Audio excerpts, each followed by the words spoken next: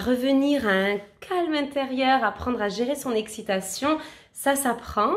Et je vais vous partager dans cette vidéo des petits outils qui vont vous permettre en fait d'aider votre enfant à développer des petits réflexes à la maison pour pouvoir retrouver une espèce de calme intérieur quand il en a besoin. Alors ici, il n'y a pas de magie, il n'y a pas de recette miracle.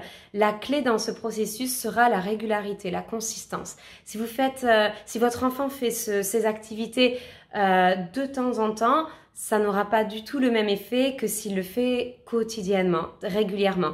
Petit à petit, il aura moins besoin de votre présence puisqu'il développera une forme d'autonomie pour retrouver son calme. Alors le premier outil que je vais vous présenter, c'est Calme et attentif comme une grenouille, donc le livret d'activité, livré avec un CD également. Un CD avec des petites activités à faire, du yoga, des exercices d'écoute. Si vous ne connaissez pas le livre de méditation et le CD de méditation, je vous encourage à le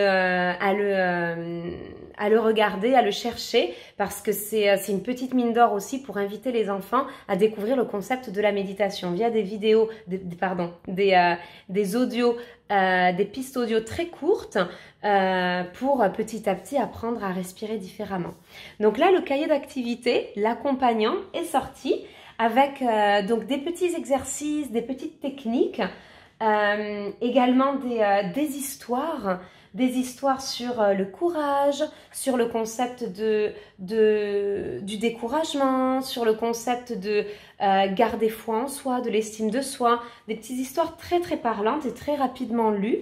On a également des petites activités sur la météo intérieure, et puis des petits cheminements pour éteindre l'incendie de la colère, et également des choses que j'ai... Donc il y a des petits stickers à la fin, des autocollants à coller dans le livret, mais il y a également des petites activités en fait permettant à l'enfant de comprendre comment fonctionnent ses pensées.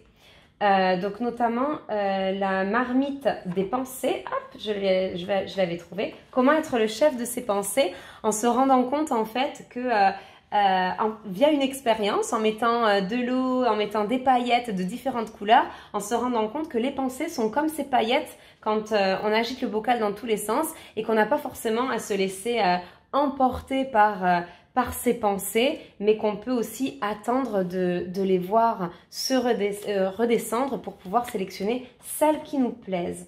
On a des petits exercices de yoga, des petites chansons, des cartes à découper et à coller dans sa chambre. C'est vraiment un outil complet, vraiment bien fait pour aider les enfants à développer des petites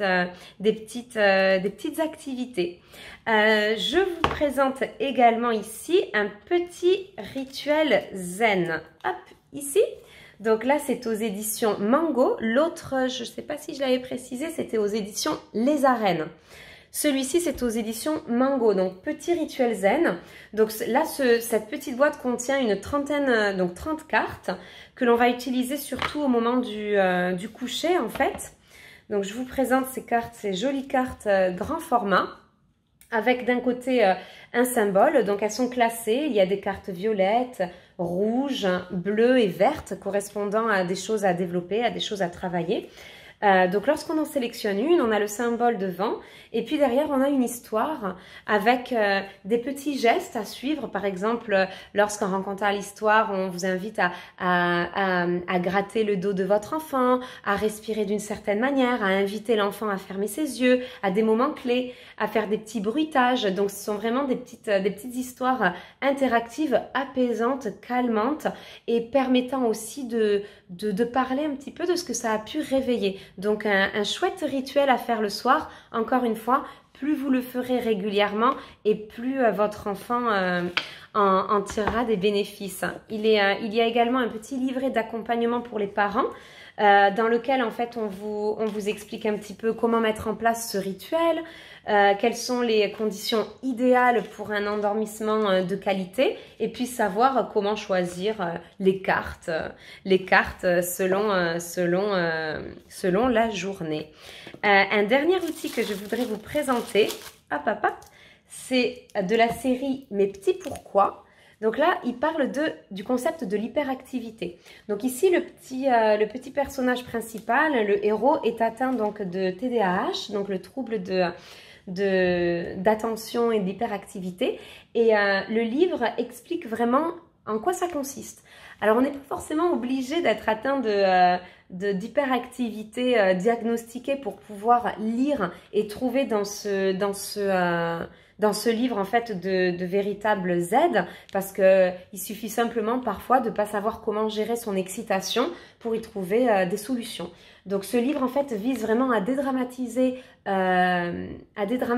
cette hyperactivité et à aider l'enfant à comprendre ce qu'il se passe dans son corps, dans son cerveau, et à comprendre les autres, parce qu'il n'est peut-être pas lui-même concerné, mais peut-être qu'il y a d'autres enfants dans sa classe qui sont concernés par ça. Et puis surtout, il offre justement des outils pour savoir comment gérer l'excitation lorsqu'on est dans des situations pas vraiment arrangeantes, comme dans la salle de classe, comme dans une salle d'attente, des choses comme ça. Donc là aussi, une petite référence à avoir, à garder sous le coude. Donc les petits pourquoi dans les éditions Milan. Si vous avez aimé cette vidéo, n'hésitez pas à l'indiquer en la likant, ça permettra de rendre plus de visibilité à cette chaîne. Et puis n'hésitez pas non plus à nous rejoindre sur Aide-moi à grandir la communauté sur Facebook, communauté dans laquelle je partage de nombreux outils, différentes références et où on est dans de l'échange. Voilà, je vous retrouve très vite dans une nouvelle vidéo.